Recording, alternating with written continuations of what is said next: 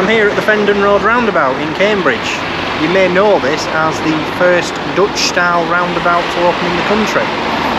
So, what's one of these then? Shall we find out? This roundabout is in southeast Cambridge. There's a map on screen now, as you can see. It's part of the ring road, so it's very busy with car traffic, so the idea to reallocate priority somewhat is a good one. The problem is because I've come at the wrong time of day, there's not really much of a rush hour of cyclists to demonstrate how it works. And also the sun is a little bit annoying.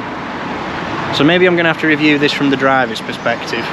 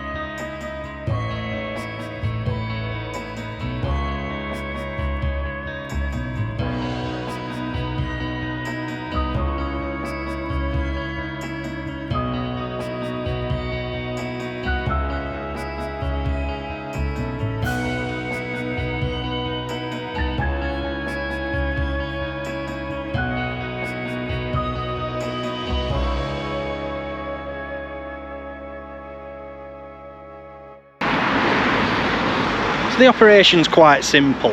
Effectively you have two roundabouts. You have the central roundabout for cars and you have an outer roundabout for cycles, and then pedestrians walk across the crossings which form the third sort of ring. So as a driver you have to obviously give way to cyclists and pedestrians as well as traffic already on the roundabout. So when this was proposed it caused a heck of a lot of fear and oh no, the world's going to end because drivers will have to think 3 times to use a simple junction. But operationally,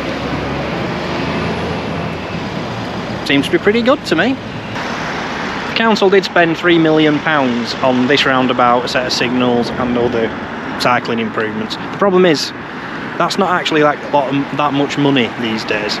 Everyone goes on about how expensive cycle infrastructure is, but just think, £3 million gets a transformational junction and a set of signals and cycle lanes attached to it. Meanwhile, just up the road, down the A428, National Highways want to spend nearly £1 billion to build a single roundabout to connect 2 dual carriageways. And don't get me wrong though, it's not all perfect. There are a few issues. One, there's a number of private driveways and things that's made the cycle lanes a little bit messy. But that's one of the problems of building things retroactively. If this had been built from scratch back in whenever, that would probably have been avoided, but you can't do it. You've got to deal with these problems as you face them. I think over in this country, let's just get the principle in place that, you know, you stop for cyclists, you stop for pedestrians, and that roundabouts need to be a bit more safe to use. We might have invented the modern roundabout, but we've certainly been left behind and now look like dinosaurs. Yes, that e-scooter did stop for me. And people say they're a menace. There are some issues with the outer ring for cyclists. In the Netherlands now, this is not seen as the greatest way to do it. It's not bad, but they are safety-wise going back to perpendicular entries. Obviously one of the other issues is that drivers are still fouling the zebra crossings when they wait for cyclists. That's a problem that needs to be looked at, but as a start this is quite good. I'm impressed. The other thing to bear in mind is that the speed limit is only 20 miles an hour. This is very low speed, so if there are any incidents they should be at such a low speed that damage only, bruised egos rather than bruised people.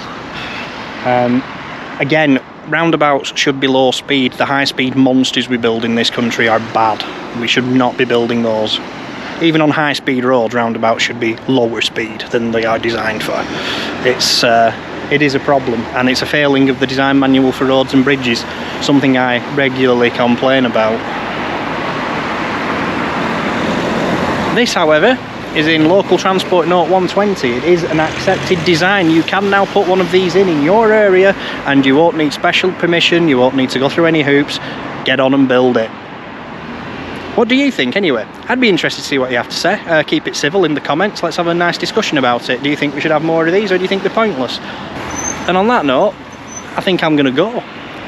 I'll see you next time. Bye.